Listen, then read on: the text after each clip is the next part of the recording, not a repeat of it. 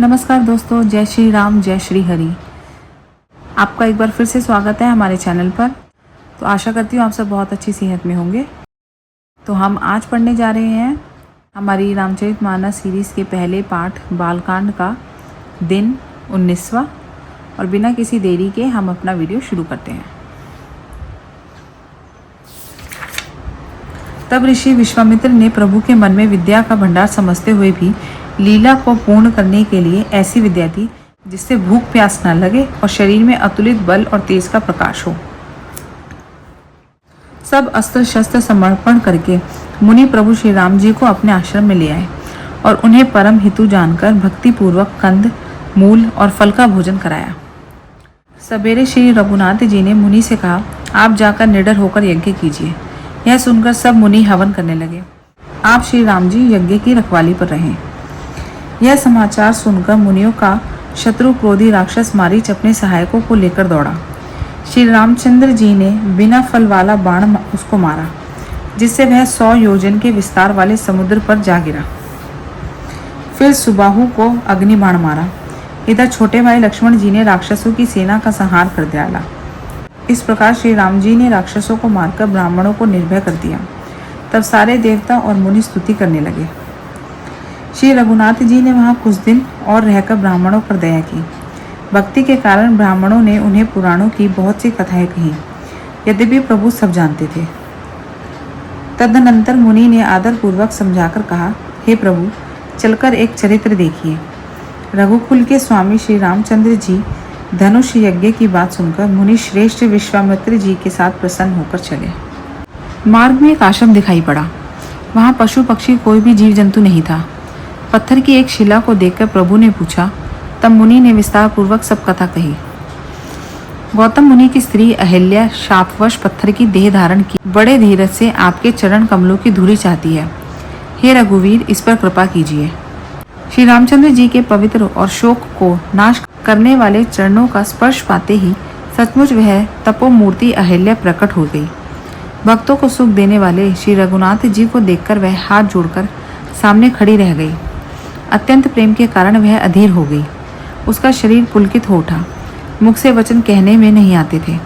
वह अत्यंत बड़भागिनी अहिल्या प्रभु के चरणों से लिपट गई और उसके दोनों नेत्रों से जल की धारा बहने लगी। फिर उसने मन में धीरज धरकर प्रभु को पहचाना और श्री रघुनाथ जी की कृपा से भक्ति प्राप्त की। तब अत्यंत निर्मल वाणी से उसने कहा, स्तुति प्रारंभ की।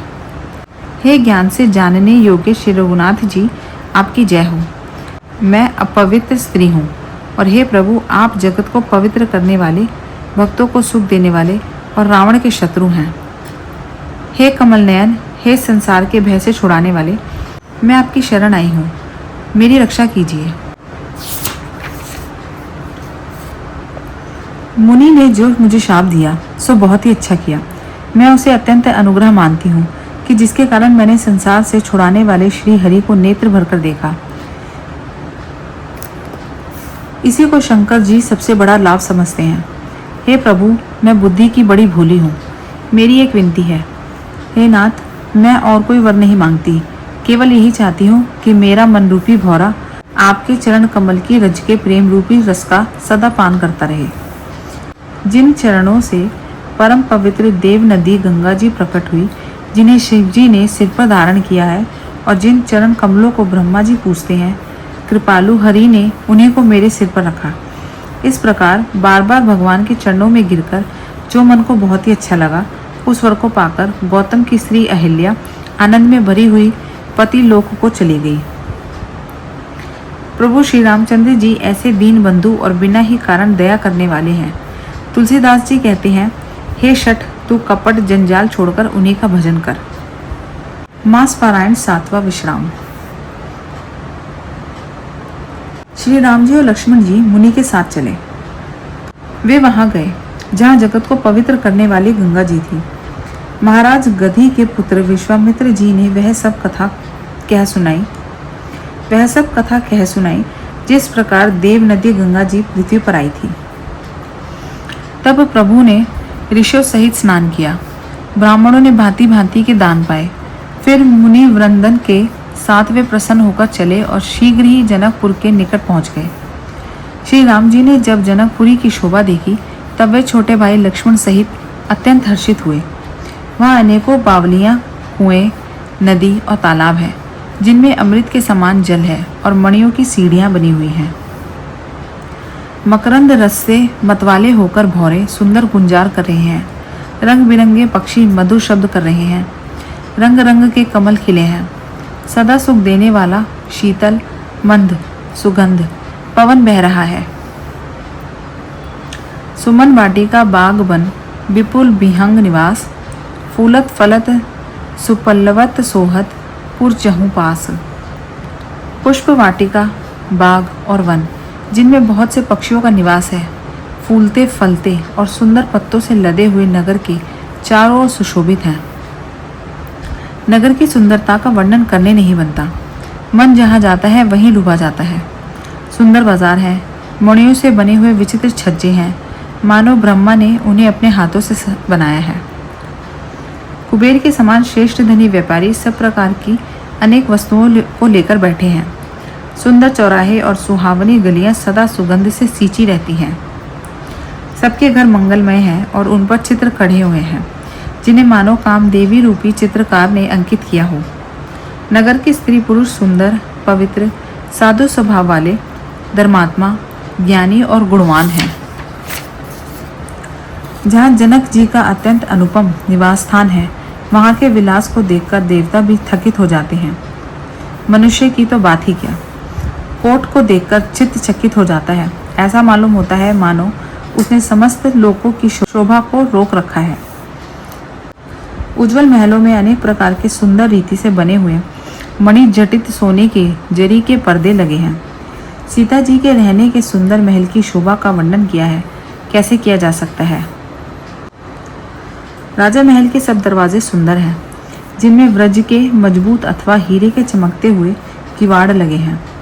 वहाँ राजाओं, नटों, मागधों और भाटों की भीड़ लगी रहती है। घोड़ों और हाथियों के लिए बहुत बड़ी बड़ी घुड़शालाएं और गजशालाएं बनी हुई हैं, जो सब समय घोड़े, हाथी और रथों से भरी रहती हैं। बहुत से शूरवीर, मंत्री और सेनापति हैं। उन सबके घर भी राजमहल सरीखे ही हैं।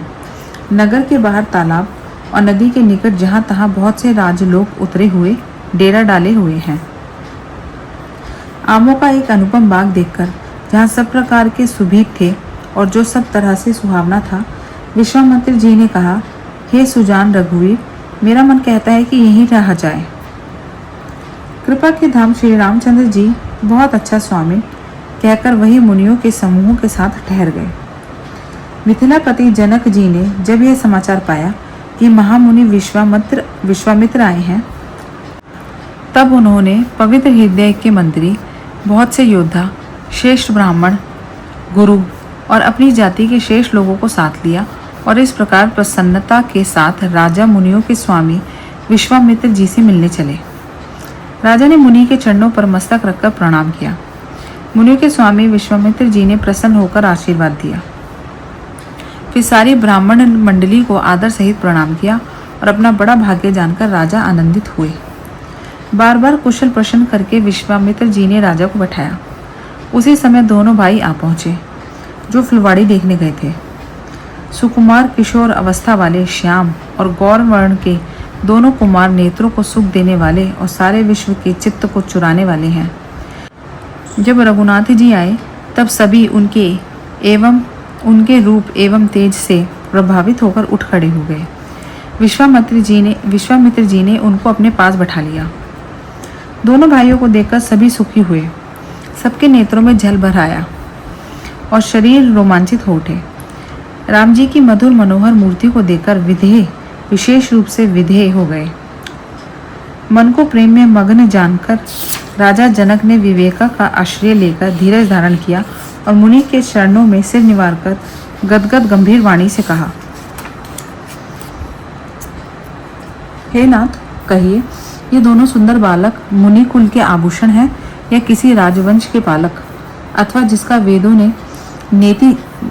ने नेति कहकर गान किया है, कहीं वह ब्रह्मा तो युगल रूप धरकर नहीं आया है।